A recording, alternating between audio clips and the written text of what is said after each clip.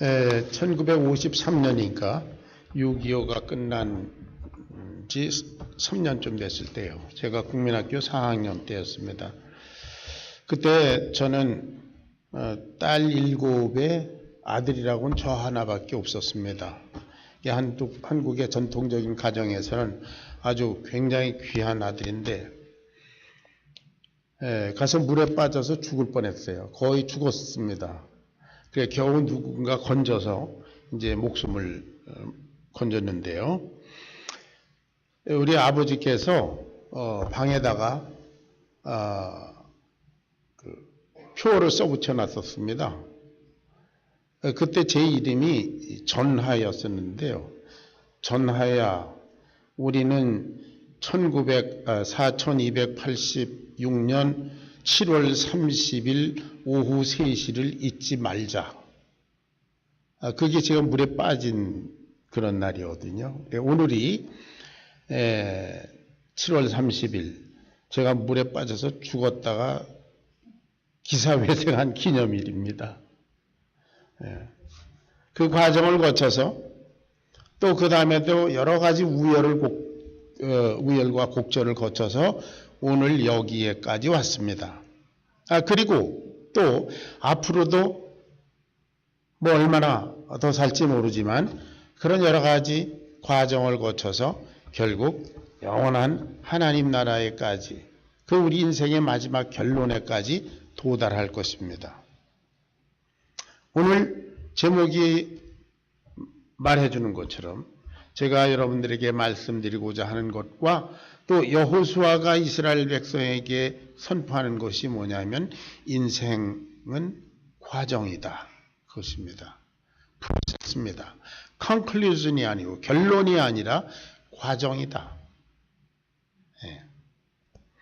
지난 주간에 저희들이 시애틀 타코말 여행하고 왔는데요. 거기서도 뭐 여기저기 다니고 그랬습니다. 이런저런 사람도 만나고 그랬는데 결국 그것도 하나의 과정들이었습니다. 이제 집에 오니까 참 편안했어요.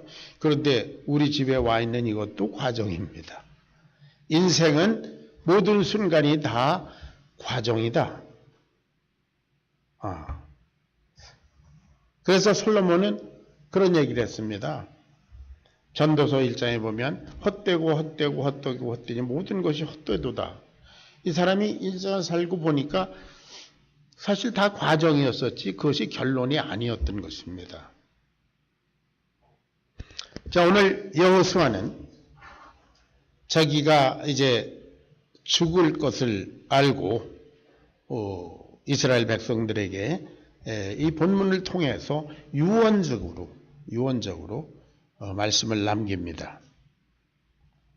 자, 23장 14절을 보면 보라, 나는 오늘날 온 세상이 가는 길로 가려니와 그래요.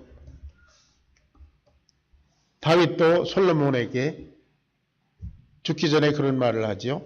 모든 사람이 가는 길로 내가 가게 되었다. 저와 여러분도 모든 사람이 가는 죽음, 그 문턱으로 계속 갈 것입니다. 여호수아는 이 이스라엘 백성의 지도자였는데요.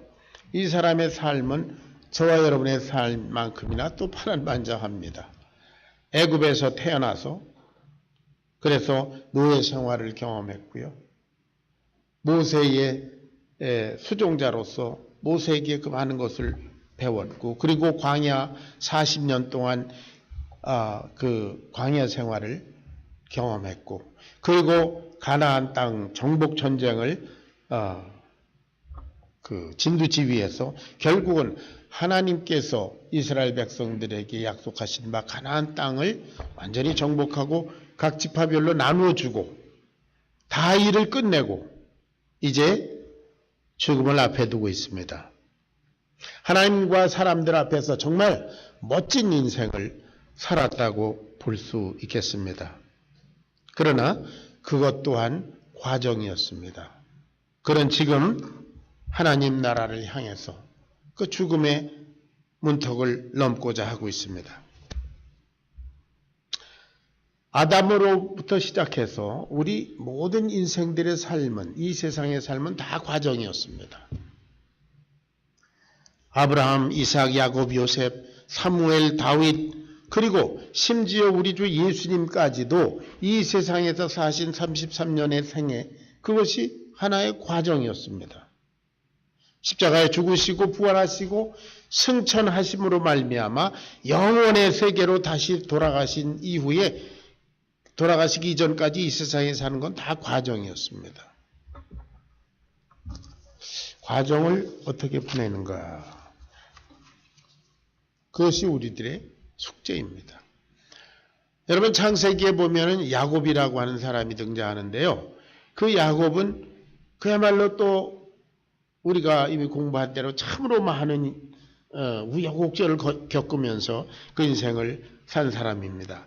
그 사람이 말년에 130세나 되었을 때에 애굽 왕 바로 앞에서 자기 인생을 이렇게 고백합니다. 다 같이 시작. 야곱이 바로에게 아뢰되 내 나그네 끼의 세월이 130년이다. 내 나이가 얼마 못되나 우리 조상의 나그네 길의 연조에 미치지 못하나 험악한 세월을 보내었나이다. 이것이 그 130년의 인생을, 그 여러 파란만장한 인생을 산 고백이었습니다. 뭐냐면 우리 조상 아브라함, 이삭, 이 사람들도 다 나그네로 살았다. 나도 나그네입니다. 그런 고백을 하죠. 창세기 50장의 요셉도 그렇습니다. 요셉은 여러 우여곡절을 거친 끝에 애굽의 총리가 됐잖아요. 그런데 당시 애굽의 총리라고 한다면 뭐 어떻습니까? 오늘날 미국의 국무장관 정도 되는 사람인데요. 이 사람이 무슨 얘기를 합니까? 이스라엘 백성들에게 이제 앞으로 하나님께서 너희들을 다 가나안 땅으로 데리고 가실 터이니 그때 내 해골을 파가지고 가서 가나안 땅에다 묻어달라, 그런 얘기를 합니다. 무엇입니까? 그 우리 참 큰 소리 땅땅 칠 수 있는 그런 총리의 자리, 그것도 과정일 뿐이라는 거죠. 우리의 지난 삶을 돌아봐도 그렇습니다. 모든 것이 다 순간순간의 연속이었습니다. 기쁘고 슬프고 사랑하고 미워하고 부유하고 가난하고 뭐 등등, 교만하고 좌절하고 괴롭고 때로는 죽고 싶을 때도 있었고, 다 과정이었습니다. 우리는 하나님 앞에 설 그날, 그때까지 지금 과정을 지나가고 있는 나그네들인 줄로 믿습니다. 예, 우리들은 나그네들입니다. 그런데도 불구하고 우리가 가진 문제는 뭡니까? 오늘 여기서 내가 영원히 살 것처럼 착각하고 있는 것이 우리들의 문제입니다. 그래서 우리는 스트레스가 쌓이는 거죠. 실은 우리는 트래블러인데, 여행자인데 여기에 오래 머물 것처럼 이중적인 삶을 살기 때문에 그것이 우리들의 고민입니다.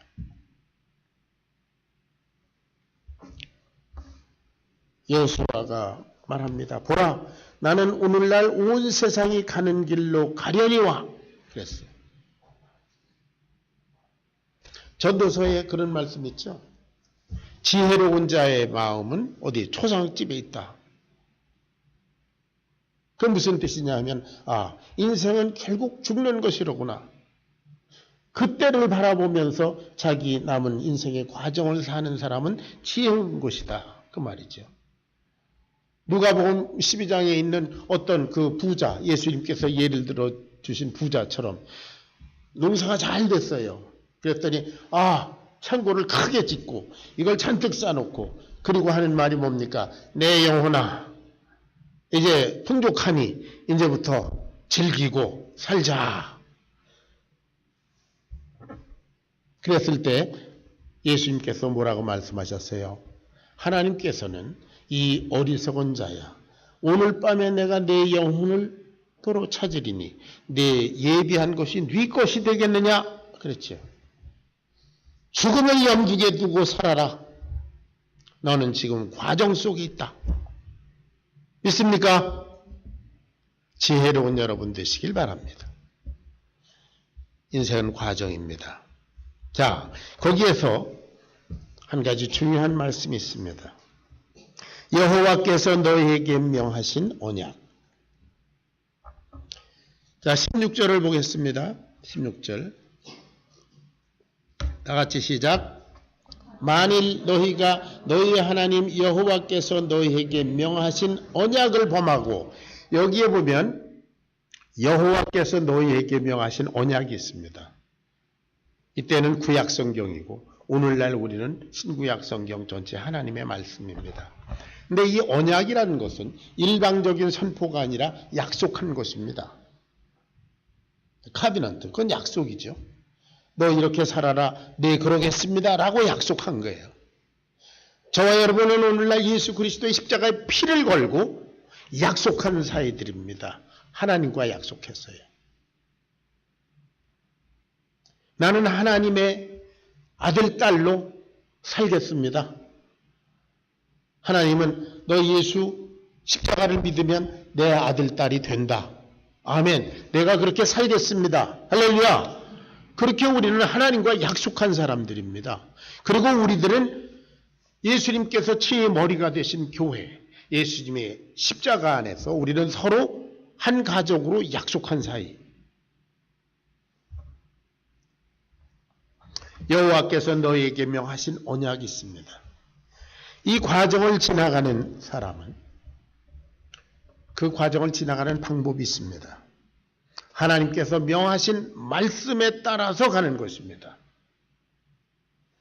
여러분, 자동차는 차길로 가야 되고, 기차는 기찻길로 가야 되고, 배는 망망대해에 길이 없는 것 같아도 길을 찾아서 뱃길로 다녀야 되고, 이 푸른 창공, 이 넓은 창공에 나는 비행기도 아무데나 날아다니지 않지 않습니까? 항로가 있지 않습니까? 하다못해 개미도 다람쥐도 뱀도 자기의 길이 있습니다. 하나님의 백성, 하나님과 약속한 백성들은 우리 하나님의 자녀들이 가는 길이 있습니다. 시편 23편에서 다윗은 그걸 갖다 자기 이름을 위하여 나를 의의 길로 인도하시는도다. 그래서 the way of the path of righteousness. 우리는 이 시대에 선택된 백성들입니다. 여호수아 때에 선택된 백성들은 이스라엘 사람들입니다. 이 사람들은 여호와께서 너희에게 명하신 그 언약, 말씀의 길로 걸어가야 합니다. 여러분, 우리가 결국 결론에 도달했을 때, 하나님 앞에 섰을 때 우리가 어떻게 걸어왔느냐, 하나님 그것을 물으실 겁니다. 이미 다 아시지만 세상에서는 이런 말을 절차적 정당성이라고 얘기합니다. 내가 정말 제대로 걸어왔느냐. 그래서 그런 말 있잖아요. 5.16 혁명, 박정희, 그러면 사람들이 막 싫어하는 이유가 왜 그래요? 절차적 정당성이 없다는 거예요. 쿠데타해서 군대 힘으로 정권 잡았다, 그거 아니에요. 전두환 막 사람들이 막 욕하잖아요. 왜 그래요? 그 대통령을 7년씩이나 한 사람인데 왜 욕합니까? 절차적 정당성이 없다는 거 아니에요. 그냥 뭐 쿠데타 그것도 파워로 총칼로 무찌르고 이렇게 대통령 됐으니까 절차가 나쁘기 때문에 저 사람은 아니다, 그거 아니에요. 그런가 하면 지금 문재인 씨는 어때요? 그 절차가 정당한가요? 뭐 어떤 사람은 정당하다고 그러고 어떤 사람은 아니다고 그럽니다. 이거 뭐 또 나중에 역사가 평가할 것이지만 세상에 이런 일들도 다 절차적으로 정당했느냐 안 했느냐, 그걸 가지고 문제 삼습니다. 우리 하나님께 갔을 때 내가 어떤 길로 어떻게 어떤 절차 어떤 프로세스를 거쳐서 여기까지 왔느냐, 이것은 엄청나게 중요한 문제가 됩니다. 그 기준이 뭡니까? 여호와께서 너희에게 명하신 언약. 구약시대는 율법이고 오늘날 저와 여러분에게는 성경입니다.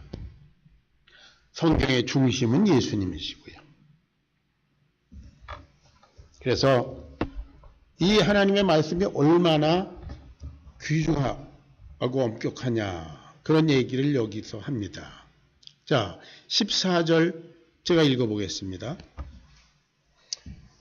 나는 오늘날 온 세상에 가는 길로 가려니와 너희 하나님 여호와께서 너희에게 대하여 말씀하신 모든 선한 일이 하나도 틀리지 아니하고 다 너희에게 응하여 그 중에 하나도 어김이 없음을 너희 모든 사람들이 마음과 뜻에 아는 바라. 너 잘 알지 않느냐? 하나님께서 너희들을 어떻게 인도하셨는지. 15절 같이 읽습니다. 다 같이 시작.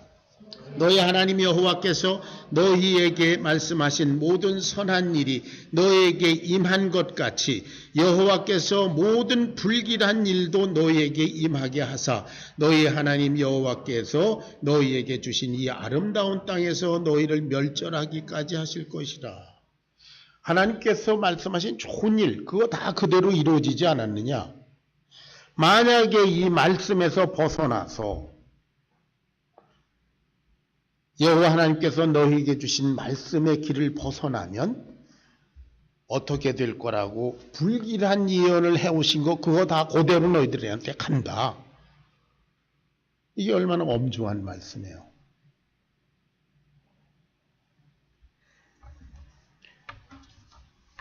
그러니까 여호와께서 너희에게 명하신 그 말씀 그대로 살아라.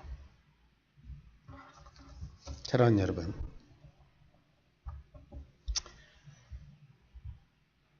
그런데 이스라엘 백성들이 어떻게 살았습니까? 구약 성경을 보면 하나님의 백성 이스라엘의 삶이 이방인과 전혀 구별되지 않았었습니다. 믿지 않는 이방인들이 사는 삶과 똑같이 살았어요. 그 사람들이 믿는, 섬기는 그런 바알, 아세라, 금오스, 밀곰, 무슨 이런 것들, 그 우상들을 다 섬겼지 않습니까? 그리고 그 사람들이 하는 짓거리들을 그대로 따라서 했습니다.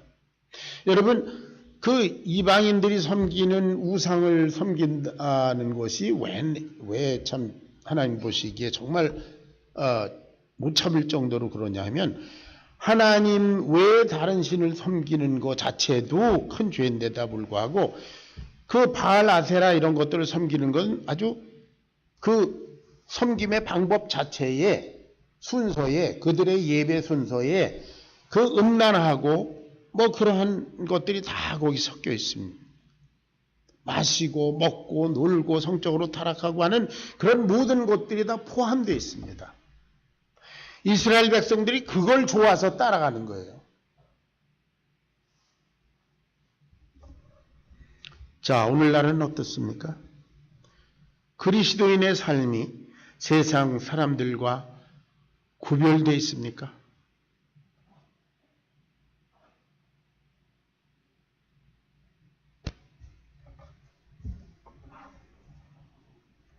아니면 그리스도인이라 하는 사람들의 삶과 세상 사람들의 삶을 이렇게 놓고 보니까 거기가 거기다.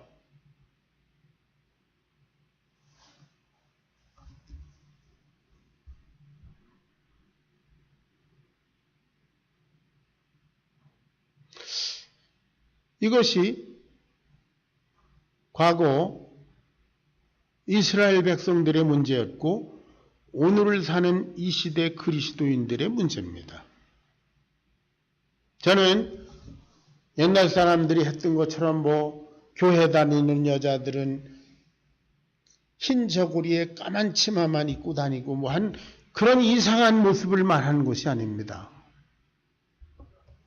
그리스도인이 성경에서 보여주는 여호와 하나님께서 너희에게 명하신 그 언약, 카비넌트에 기초한 그러한 새로운 가치관, 인생관, 세계관, 물질관, 그렇게 사는가? 아니면 세상 사람들이 사는 방법하고 똑같이 사는가? 그런 점입니다. 왜냐하면 이 말씀에 기초해서 살면 세상 사람들과 똑같이 살 수가 없기 때문입니다.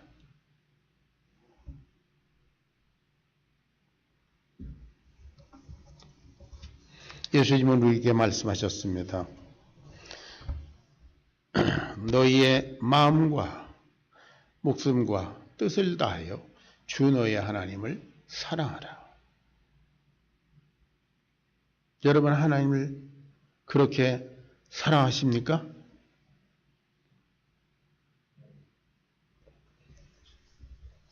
너의 마음과 목숨과 뜻을 다하여 주 너의 하나님을 사랑하라.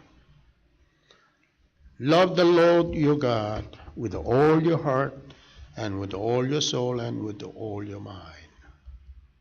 This is the first and the greatest commandment. 이것이 첫째 되고 가장 큰 계명이다.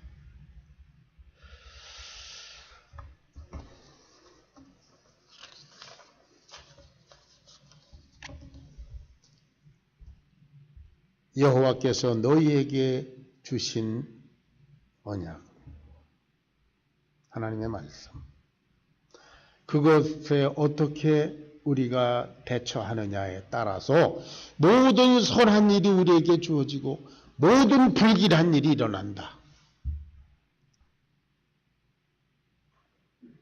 마지막으로 아름다운 땅에 대해서 생각해 봅니다. 여기는 아름다운 땅이다. 여호수아가 거듭말합니다. 여기 너희들 사는 이 가나안 땅, 여기는 아름다운 땅이다.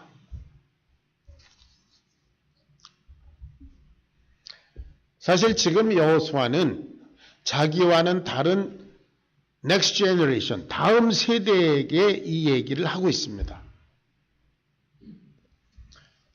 여호수아는 애굽에서 태어나 광야 생활을 경험한 사람들이고 지금 여기에서 이 말을 듣는 사람들은 아마 광야에서 태어나서 가나안에서 살고 또 혹은 가나안에서 태어났을 수도 있습니다. 다음 세대입니다. 여기 가나안 땅이 아름다운 땅이다. 애굽의 노예 생활에 비교해 보면 그 광야 생활 40년의 생활에 비교해 보면 지금 가나안 땅 여기는 이 사람들이 왕노릇하고 있는 정말 아름다운 땅이다. 하나님께서 너희에게 주신 땅이다. 아담에게는 에덴 동산을 주셨고 야곱에게는 베델이라고 하는 그런 영적인 하우스 오브 갓, 하나님의 집을 주셨고 그리고 이스라엘 백성들에게는 가나안 땅을 주셨고 저와 여러분에게는 우리 가정과 우리 교회를 주신 줄로 믿습니다. 여기가 아름다운 땅입니다. 너희가 이 아름다운 땅에서 여호와께서 내게 주신 언약을 배반하면 너희 다 이거 잃어버릴 거다.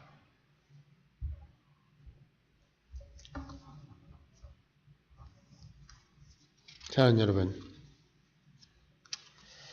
과연 여기가 아름다운 땅이다. 여러분, 저와 여러분이 속해 있는 지금 살고 있는 이 땅을 이게 하나님께서 주신 정말 아름다운 땅이다라고 믿고 살지 아니하면 여러분은 어떤 환경, 어떤 더 나은 환경에 갖다 놓는다 할지라도 결코 만족할 수 없습니다.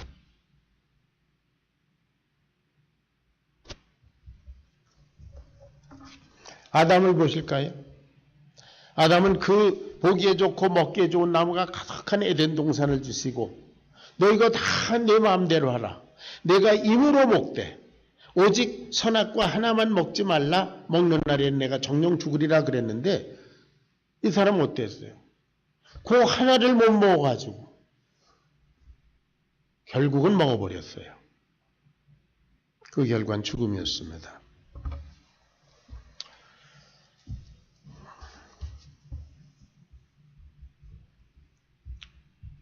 베드로전서 2장 11절을 읽어보겠습니다.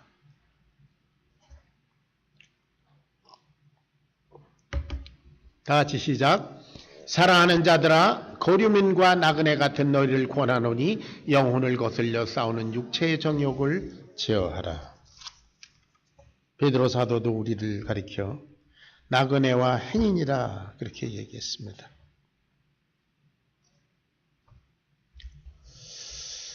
우리는 어디를 바라보고 살까? 한 번 죽는 것은 사람에게 정하신 것이요 그 후에는 심판이 있다고 했는데 결국 이 과정을 지나는 우리들은 어떠한 가치관을 가지고 살아야 할까? 뭐 여러 가지가 있겠지만은 오늘 칼럼에도 제가 쓴 내용인데요. 골로새서 3장 1절 2절을 찾아봅니다.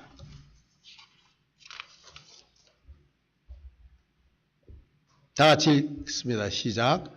골로새서 3장 1절 2절. 여러분 주보를 참조하시면 좋겠습니다. 주보 칼럼란의 제일 밑에 있습니다. 시작. 그러므로 너희가 그리스도와 함께 다시 살리심을 받았으면 위의 것을 찾으라. 거기는 그리스도께서 하나님 우편에 앉아 계시느니라. 위의 것을 생각하고 땅의 것을 생각지 말라. 이는 너희가 죽었고 너희 생명이 그리스도와 함께 하나님 안에 감추었음이니라.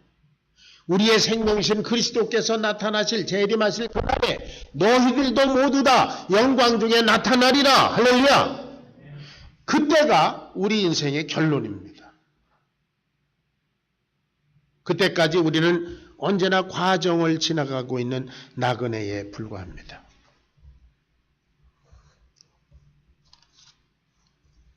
여러분, 결과가 거룩하고 영광스러우면 과정도 거룩하고 영광스러워야 마땅합니다. 우리는 하나님의 자녀이기 때문입니다. 하나님 말씀하십니다. 내가 거룩하니 너희도 거룩하라.